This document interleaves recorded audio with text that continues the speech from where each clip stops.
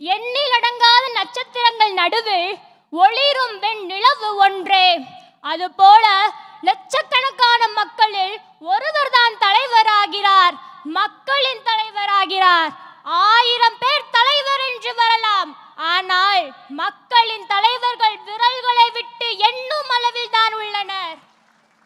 சாதியை அறவே ஒழிக்க போராடிய தந்தை பெரியார் மக்களின் தலைவரே. ஏழை பிள்ளைகளுக்கு கல்வியை அள்ளித்தந்த காமராசரும் மக்களின் தலைவரே. இவ்வரிசையில் அடுத்ததாக வருபவர் திரையுலகில் இன்று இளைய தளபதியாக வலம் வந்து நாளை தமிழகத்தின் தளபதியாக வலம் வர போகும் என் அன்பு அண்ணனும் மக்களின் தலைவர் தான் என்று சொல்வதில் மட்டற்ற மகிழ்ச்சி கொள்கிறேன். பாரதி கண்ட புதுமை பெண்களை மீட்கவும், இளைஞர்களை சிறை பிடிக்கும் போதையை ஒழிக்கவும் போர் ஒன்று தொடக்க போகிறார் தமிழகத்தின் நாயகன்.